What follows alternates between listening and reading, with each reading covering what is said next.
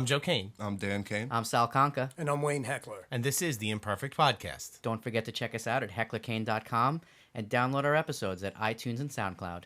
To the bumper.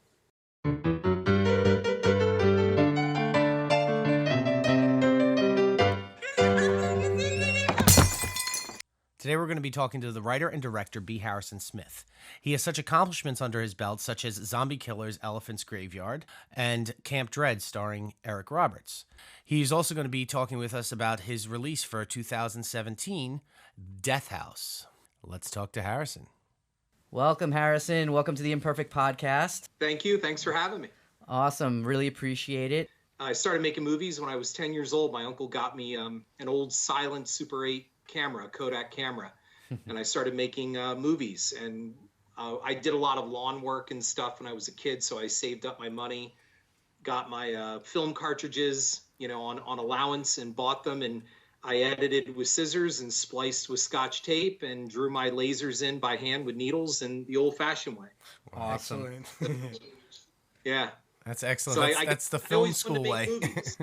Yeah, I always wanted to make movies. I mean, Jaws was the movie that made me want to make movies. I saw that when I was 8 years old in 1975. So I saw it in theaters with my mom, and I loved it. I fell in love with it. I think Jaws was X-rated for anybody over 30. Yeah, right. Did you not go in the water? Did you not travel to the shore? Well, I'm naturally afraid of the water. It's kind of a Chief Brody thing. I've always been terrified of the water. In fact, I have the noble. I don't know if it's a noble thing or whatever, but I have the distinction of being kicked out of Red Cross swimming lessons when I was 10 for choking the instructor for trying to drag me into the water. Has nothing to do with sharks. I know there are no sharks in swimming pools. I hate the water. I hate it. And I think Brody summed it up best in Jaws, drowning. That's perfect. That's perfect right there. So other than having made films since the ripe age of 10, did you get any formal training along the way? Did you go to school? Did you learn how to, write and all that good stuff? Or did you fake it? I had a semester and a half at Penn State for film, and I flunked out because I was too busy partying and messing around with a cheerleader down the hall. So nice. So then what I did was I came home after blowing that tuition and wasting it, and I said to my mom, I'm going to move to Los Angeles. And I bullshitted the secretary for Anthony Perkins out at Universal Studios. And I said I worked for the Penn State Collegian, and I was the editor. And we were doing a spot on Psycho 3 that was going to be coming out at that time. And she started talking to me. She's like, you go to Penn State? I go, yeah. She goes, well, I went to Penn State. And I said, oh, it's funny. I'm thinking of moving out there eventually and blah, blah, blah. She goes, I'll tell you what. She goes, you get me a Penn State hoodie, and I'll get you in to see Tony Perkins. Done. Oh, hell yeah. Trip to the gift store at the college. Yep. And I flew out at the age of 18 to Los Angeles by myself. First time I was ever on a cross-continental trip. I knew nobody. I had no home. I remember I said to my mom, I had saved my money up, and my mom was like, so when are you leaving? And I said Friday, and that was Monday. You know what I mean? It was one of those things. So I flew out there. I got off the plane, put all my stuff in a locker in Los Angeles, in a bus locker. And I went over to the Black Tower, and I met with Jackie. That was his secretary. And then I met with Anthony Perkins, and I showed him my reel and my VHS reel. And he said, you're making movies and all that. He goes, are you looking for a job? And he ended up getting me a job as a production assistant, a paid production assistant on Murder, She Wrote. Nice. And I landed that at 18. And by the way, I had a job before I had a home. So I slept in a hotel room that night and then got an apartment the next day. And then I lived out there for about a year and a half, 2 years. And I dated a girl from a soap opera. And finally, it was Howard Kassanjian from Return of the Jedi and Raiders of the Lost Ark. I used to eat lunch in this one place that he used to come in, and he started asking me, who are you? What are you doing? And so I told him my story, and he said, yeah, but you're living out here. He goes, all these movies you made back home. He said, how much did you pay to film that scene in the mall? And I said, nothing. He goes, well, you're not going to find that here. Mm-hmm. And I remember him telling me, he just said, kid, go home. You can shoot all you want there. and no one's going to charge you. He goes, everybody out here has a script. Everybody's a filmmaker. No one's going to do you favors. Like, this guy was pretty cynical. Mm-hmm. And, but I did. I ended up going home. And, well, now here I am. In today's day and age, that's a really good piece of advice. I mean, wherever you are, you can film, and everybody thinks you have to get out to L.A., and L.A., quite frankly, is... As a filmmaker, you really don't. I mean, if you're an actor, maybe it's a different story, but you're right. With the internet and the digital age and uploading and all of that stuff, you don't need to be there physically. So what'd you do from there? Did you put together a team? Like people you knew you could work with? How did it go from there? I really wish I could sound smart and say I did. I screwed around more. I ended up running... You found more cheerleaders. Well, always had an eye for the ladies. So I ended up running a movie theater in the local mall, like an 8-plex. It was a Lowe's theater that became Sony Theaters. And, you know, you're doing that. And then I remember it was one day my old creative writing teacher came to the movies, and you know, he's like, so what are you doing here? And I'm just like, oh, I'm you know, the assistant manager and blah blah blah, and but I got things going, you know, that kind of thing. Like, you got things. And he wasn't a jerk about it, but you could tell by his attitude, like, you know, it was, I always hoped you'd be doing more. And I realized that, so I started you know, working my ass off to get scripts out and taking advantage of the connections when Lowe's got bought by Sony Pictures, you know, making friends with the chairman of Lowe's Theaters, Alan Friedberg, and getting my name out there and starting to really actively get product out there and screenplays. And then I realized, you know, I didn't want to run a movie theater. So for a while there, I got married after I decided I was going to go to college. I was going to go back to college, and I got my degree in education. And I taught high school for almost 15 years. Oh, no and shit. In that time, Didn't see that coming. you know, yeah, I know. And then I sold scripts, you know, I mean, I got scripts going and out to people. And then, you know, one day, this guy, this investor came to me and he said, I want to make a movie. I have the money. I hear you're the guy, you know, a friend of a friend, that kind of thing. Like Howard Cassandra was right. The local word spread. And he said, I hear you're the guy. And I had a script called The Fields, which was originally titled The Man, which was based on the true story of what happened to me as a boy on my grandparents' farm. And our house came under attack by these people that came out of the cornfield after us. They cut the power lines, they killed the dogs, you know, they smashed the windows in our house, the whole thing. Shit. Yeah. And yeah, if you haven't seen The Fields, if you do see it, it's on Hulu right now. It's true story. Cloris Leachman plays my grandmother. Tara Reid plays my mom, and it takes place in 1973. Wow. And this guy put money into it. And after we made the film, I'm now divorced. But I said to my wife, you know, I think I really need to try this, because if I don't, I'm going to be that guy when I'm 70 going, I shoulda. And I remember I had a student who said to me, you know, because we shot The Fields in 32 days, and in 32 days, I only missed 4 days of school. Wow. Like, that was it. Wow. So you started shooting at 3 p.m. every day. Well, Tara Reid didn't believe that I was a teacher. And one night, she and I were out, and I said, listen, I got to stop by my classroom and get these tests run off for tomorrow, because we're shooting this big scene in the bar, and I won't be in school. And she goes, get the fuck out. You're not a teacher. I go, I'm a teacher. So we pulled up to the school at 2:00 in the morning, and I get out. She goes, what are we doing at a high school at 2 in the morning? I said, I told you, this is what I do. She's like, you're a producer. I said, I'm a teacher. So I said, I'll tell you what, I'm going inside, and when the security guard comes around, tell him you're with Harrison, and he'll wonder why Tara Reid is sitting in his parking lot. So she follows me in. She goes to the copy room. Then she comes back to my classroom, and she turns to me and she goes, you're Batman. That's what she said. That's cool. Tara Reid calls you Batman. There you go. Tara Reid called me Batman.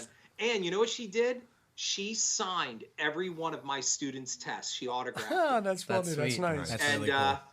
When I came back the day after, one of my students said, hey, Smith, did Tara Reid really sign our tests? And I go, yeah. He goes, I don't care if I fucking flunk that thing or not. I'm keeping that. Nice. That's perfect. Nice. How did you get that movie produced, and how did you get Well, the named investor, probably. That's the Well, first sure. thing. I mean, your first indie film out of the gate, right? Clearly, you got money. Clearly, you had casting, right? You got named actors, Cloris Leachman and Tara Reid and others. So how did that process work for you? I mean, knowing that you were coming from, you just found folks to work with, you found a producer to work with. This is for other, right? We have other folks Sure. that are indie film that listen to this. We're looking for advice and kind of, all that good stuff. The number one thing, I mean, my advice to you, everything you want to know about filmmaking, you can learn by the making of the movie Jaws. Mm-hmm. Every screw up, every mess, every catastrophe, every mistake was made on that film. And you don't need to go to film school. Just devour every book and every documentary on the making of that movie, and you will learn how to make movies. Because you need to learn to fly by the seat of your pants and think. The other thing is, I always modeled myself after John Carpenter, because not making the kind of movies that he makes, but John, I think, always did his best work. His 4 best films are Halloween, obviously, The Fog, Escape from New York, and The Thing. And the reason why I say that, I mean, Starman, yes, but that's like in a different kind of level. Right. Mm-hmm. But his original 4 indie films, I think because he used the same crew over and over again. He used a lot of the same people. I mean, Charles Cypher shows up and Tom Atkins is there, and he always reused people. And if you notice watching my films, a lot of my cast stays the same. I bring them back. And the same with my crew. I've been working with the same crew now for, my God, almost 7 years. Mm-hmm. And that's a big deal. So what I did was, when this guy came to me and he said, look, I want to put some money into things, I contacted a few filmmaking friends, and they said, listen, we know these 2 guys. I didn't feel I was up for directing at that point. I wrote the script, and I was just learning producing. And it's kind of like what Captain Kirk said in Star Trek II, The Wrath of Khan, when he says to Kirstie Alley, this is why you need to know how a starship works. You need to know everything that goes on. Mm-hmm. So from taking out the trash to, dealing with SAG, I needed to learn all of that. So I was not up for directing at that point. But I had 2 guys that were recommended to me. I watched their first film, and I liked their first film. I felt it was very atmospheric, and I thought that they would get it, and they wouldn't turn The Fields into a slasher horror film, which it is not. Mm-hmm. And I kind of went from there. I made contacts in Philadelphia. My composer, John Avarese, has scored all of my films. I'm going on my 6th motion picture, and John is scoring Garlic and Gunpowder as well, too. So I started finding these people, and then, you go through and they bring people aboard, and you find who works and who doesn't, who's a fit, who isn't, and you go from there. And the goal is you always treat people right, you stay up front and transparent, and you work your ass off. Mm-hmm. And that's really the secret sauce. That's it. So relationships, work your ass off and get it done. And don't talk about it. Yeah. We live in a generation now where everybody fucking talks about everything, and it's like, stop talking about it, go do it. Mm-hmm. That's why when you see these people online, oh, we're going to review the latest trailer today. What the hell is that? Reviewing a trailer. Right. It's like picking fly shit out of pepper. You know what I mean? Like, Nice. Oh, we have the review in on the latest trailer for Skyfall. Let's judge the whole movie on 30 seconds. Yep. Right. Out of curiosity, coming from a teaching profession into being a professional director and producer, and writer too, when do you decide to make that jump from being a teacher and going, okay, I'm quitting this, I'm leaving this, and going into I'm doing this full time? Full time, yeah. when you realize your biological clock is ticking. I was just about 40 at that time. And I had a student who said to me in class, I came back, the fields had wrapped, and I came back to school, and he goes, so what are you going to do? I said, what do you mean, what am I going to do? He goes, well, Smith, you said to us, this is what you always wanted to do since you were a kid. Mm-hmm. I go, yeah, but, life got in the way kind of thing. I go, I don't know.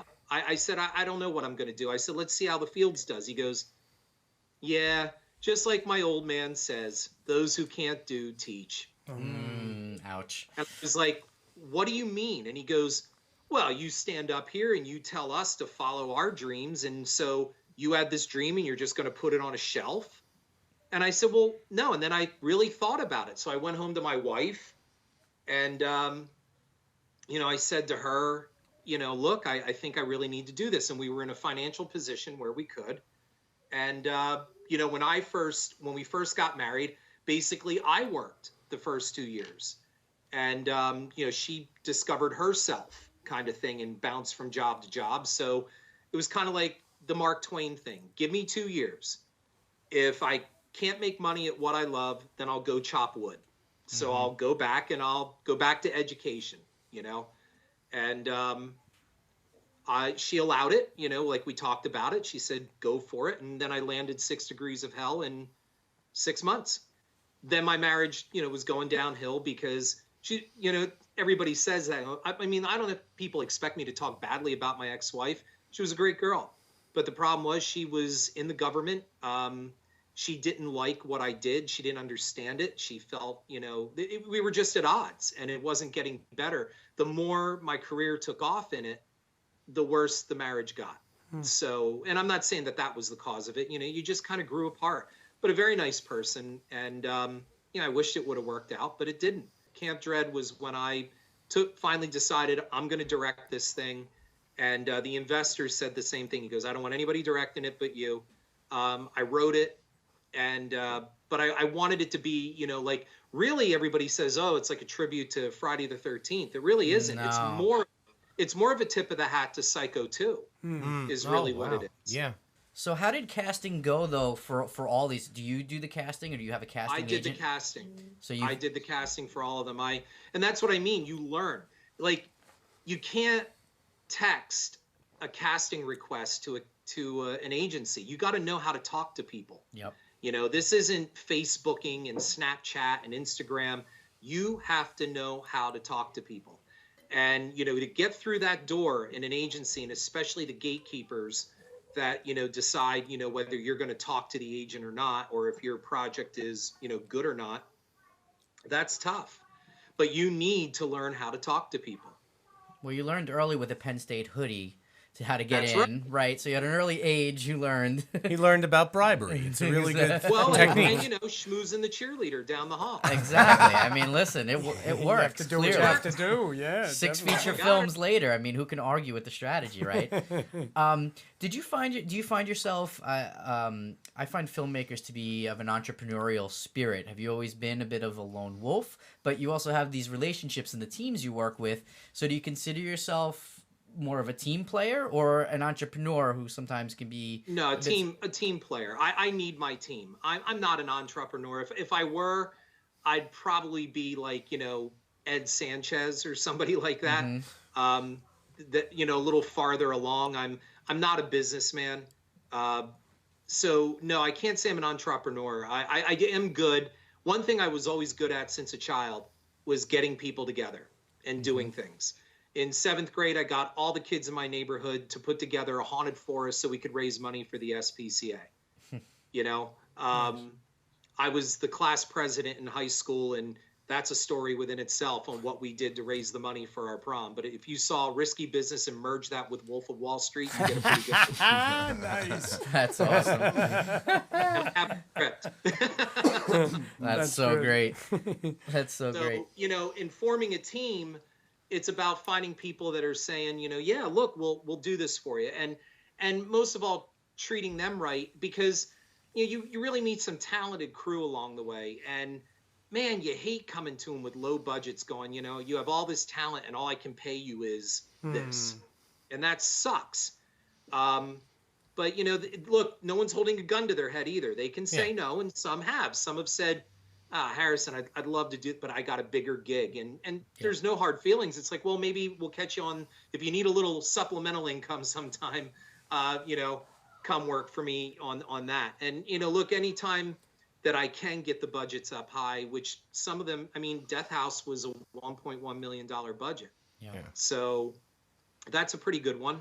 Oh. Camp Dread was 350,000.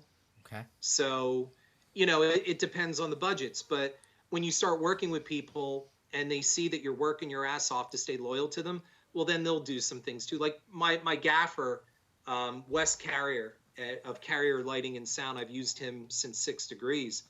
And I'm not saying they do it all the time, but, every once in a while when you get close to that overtime and look, they see you're busting your butt to make your day and get it done on time. A lot of times they just go, don't worry about the overtime. How about a couple cases of beer for the boys? Yeah. Sure. Done. You know? Nice.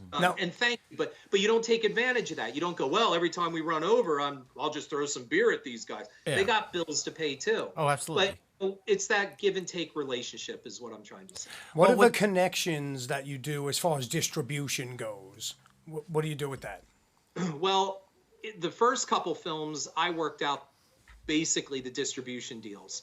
Again, I'm not an entrepreneur, so that's really not my thing. It's not what I do. And now, of course, with the change, with the digital revolution, it's all up for grabs now.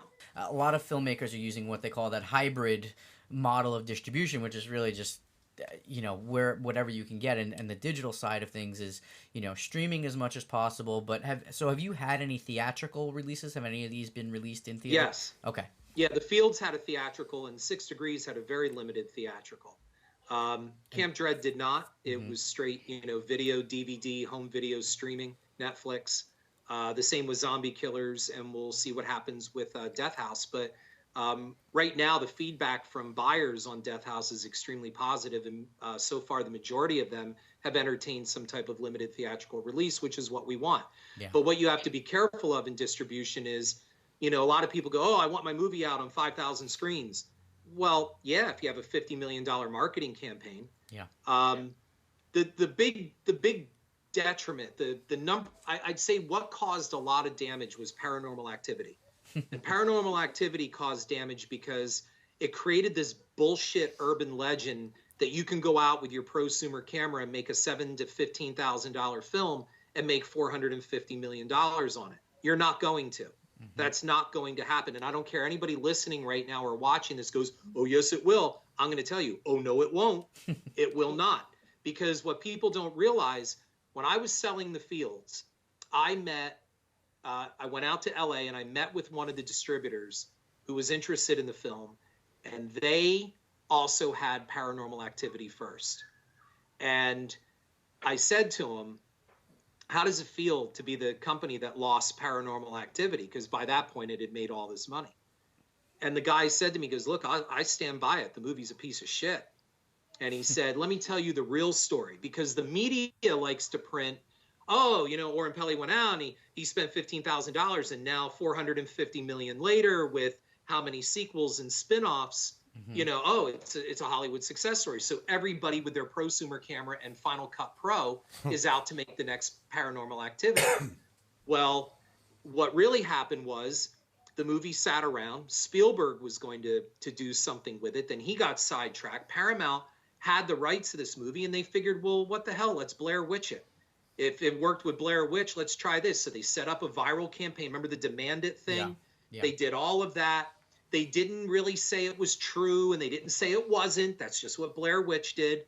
And then they went and they brought all these people into the studio lot at Paramount, and they put them in these studio theaters, and they did night vision. And out of 88 minutes of people sitting there with their hands on their face just going like this, there were like 4 minutes of jump scares. Well, they edit that all into the trailer and the previews and all of that stuff. And now you've got yourself the must-see movie of the year. Well, that's how they did it. And they sunk $45 to $50 million in marketing into it. See, I'm the marketing guy. I'm all for that. I'm not saying what they did is bad. No, what I'm saying is the fallout from that is that people who don't know that reality story think, well, I'm just going to go out and I'm going to shoot some movie and then I'm going to make $450 million. Yep. Right. No, you're not. Hey, could you tell us when can we expect to see Death House? Because that looks sick. I mean, the trailer for that one. I think pretty soon. I mean, it'll be definitely 2017.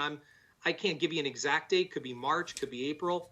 But it's coming soon. All right, nice. Coming soon. Coming real soon. This is your juggernaut, right? $1.1 million budget. Is this your biggest budget to date? To date, yes. Okay, cool. And so, I mean, this story brings together 28 horror icons, right? What's the vision behind this? How did you create this story, and where was the inspiration for this story to come about? The story came to me through Rick Finkelstein and Stephen Chase of Entertainment Factory. And they came to the screening of Zombie Killers in Los Angeles. And what happened was they said, listen, we have this script by Gunnar Hansen. He wants a rewrite. Long story short, I read Gunnar's script. I called Gunnar. We ended up talking. I met with Gunnar face to face. He was very unhappy. Another writer came in and did a second draft of his script that was basically torture porn. Anyway, Gunnar had this story about a group of documentary filmmakers that go into the bowels of an abandoned asylum, and, well, hilarity ensues, And it wasn't really lighting any fires, and Gunnar knew this, and he felt that it needed kind of a fresh take, but there were several elements of his script that he wanted to see remain. And so I took a stab at it. And in writing it, the treatment, I was in a bar one night where I like to go to write, and a preview for Jurassic World came on. Mm-hmm. It was right around the time of the Super Bowl. So it was like this big world premiere kind of thing. And suddenly it hit me. Why does this have to be an asylum? Why can't it be like this prison where the world's worst criminals are put in? And I came up with this idea of two young federal agents, up-and-comers, are taking a tour of this prison, and the ride breaks down and the monsters get out. Mm-hmm. And that's really the premise of it. If you watch the trailer for Death House, it's very much like Jurassic Park without the dinosaurs. The big thing about Death House that I want to convey through this podcast is it is less a horror film than it is really like a science fiction action vibe like Escape from New York.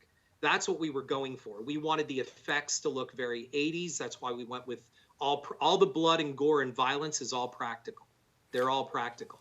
The visuals and everything, we wanted to have an 80s feel to it. We wanted that vibe, like a Richard Edlund kind of look. Mm-hmm. And that's dangerous to do, guys, because you have a whole audience out there that they don't even know who these people are in this film. Yep. They don't even know that Friday the 13th, there was an original 1980 film. They think it was the remake in 2008, 2009, whatever it was. And the same with Nightmare on Elm Street. Right.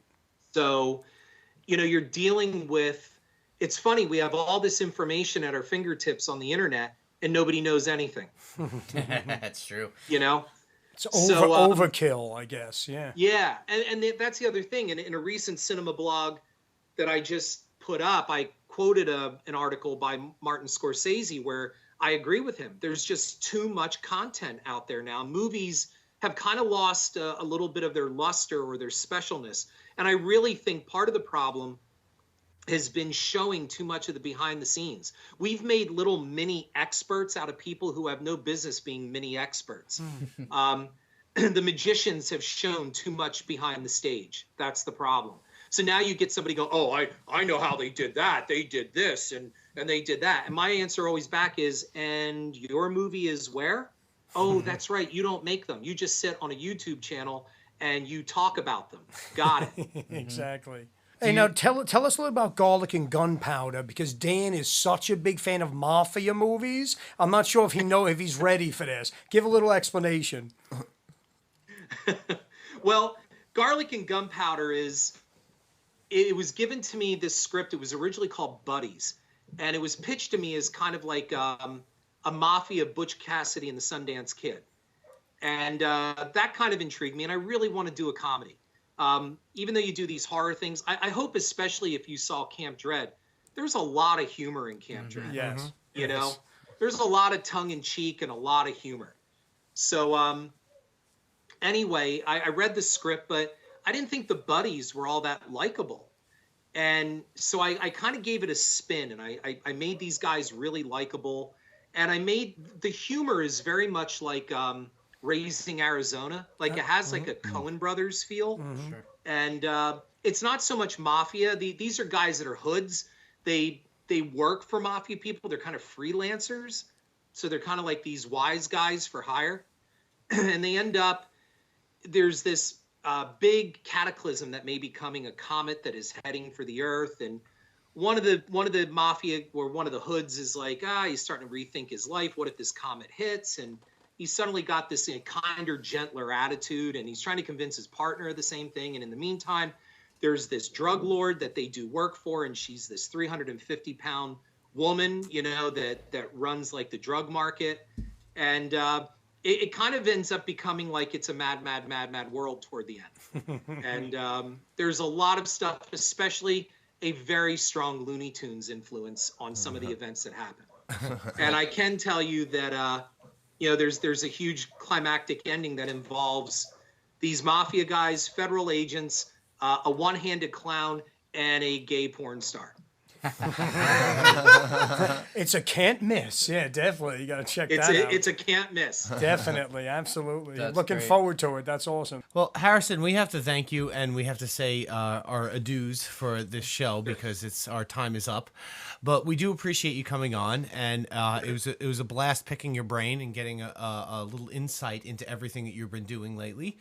Look out for the new movie Death House, and your upcoming one that you're working on now is Garlic and Gunpowder. Wretched. Garlic and Gunpowder. Yeah. So we do appreciate it. Why don't you let us know where can everybody find you online, on social media? You want to give some call outs?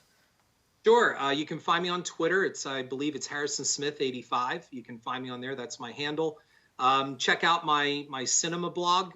It's not movie reviews, because just what the internet needs is another movie review site. It's about cynicism in filmmaking, and it was inspired by the movie Jaws: The Revenge, because I think that is hands down the worst motion picture ever made. And the reason why is it didn't have to be, and they deliberately made it shitty just to fleece people.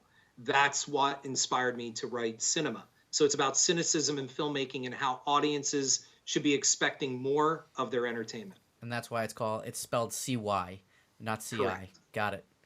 Cool, Harrison. Thanks for your time, man. Gentlemen, thank you very much.